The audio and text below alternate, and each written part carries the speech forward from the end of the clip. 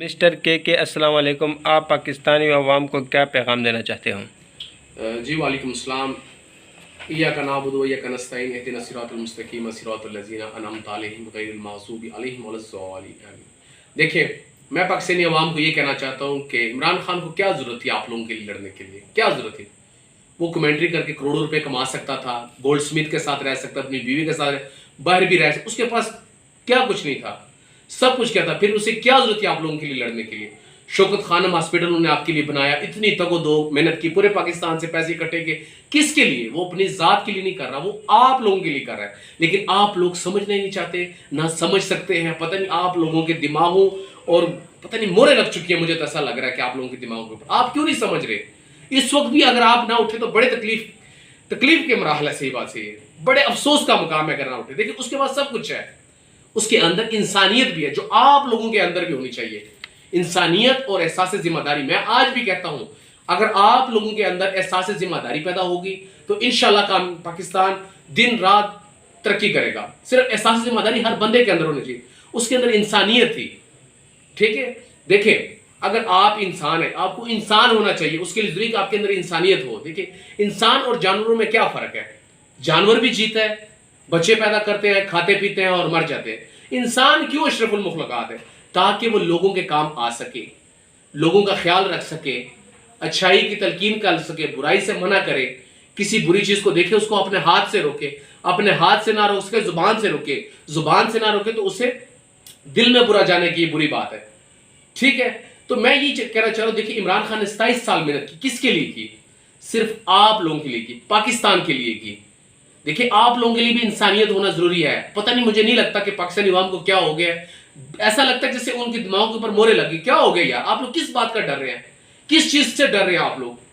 میری بات یاد رکھ لیں، 3 چیزیں جس کا اللہ پاک نے وعدہ کیا: عزت و ذلت نمبر 1، رزق کا وعدہ اللہ پاک نے کیا ہے، اور جو ہے نا موت، وہ اللہ کی مرضی سے آنی ہے۔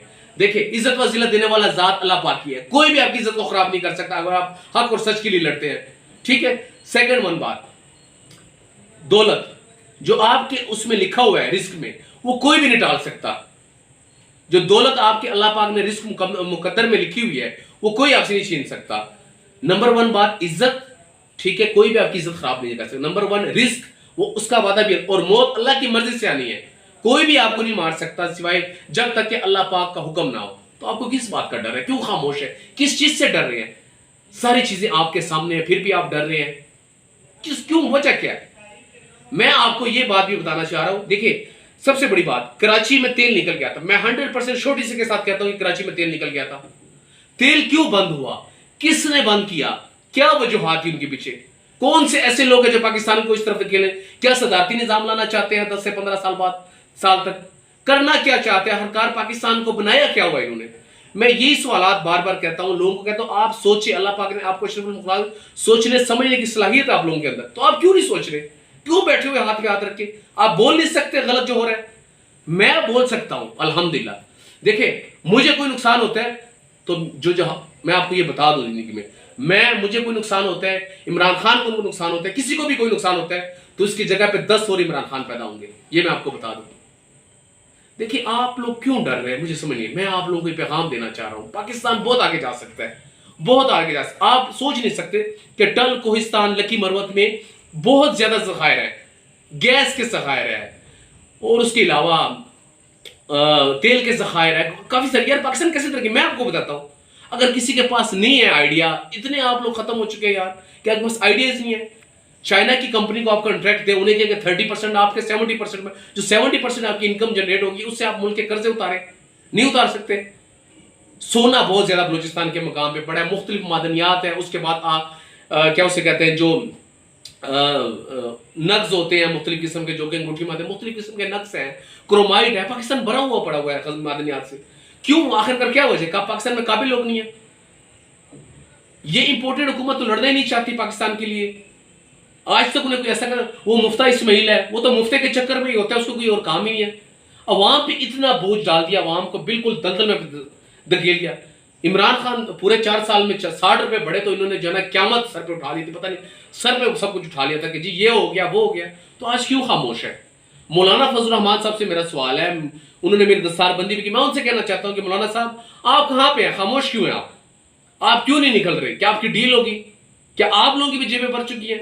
आप मौलाना साहब मेरे लिए मोहतरम है, लेकिन आप ये कम से कम सोचे, मुल्क की इस्लामियत का सवाल है, मुल्क की तरक्की का सवाल है, और जब मुल्क की तरक्की की बात आएगी, खुदा की कसम से मैं नहीं चुप बैठूंगा, मैं अपने मुल्क के लिए लड़ूंगा, चाहे कुछ भी मुझे करना पड़े, चाहे मेरी जान भी चली जाए, खुदा की कसम मुझे 1 रुपए की परवाह नहीं है।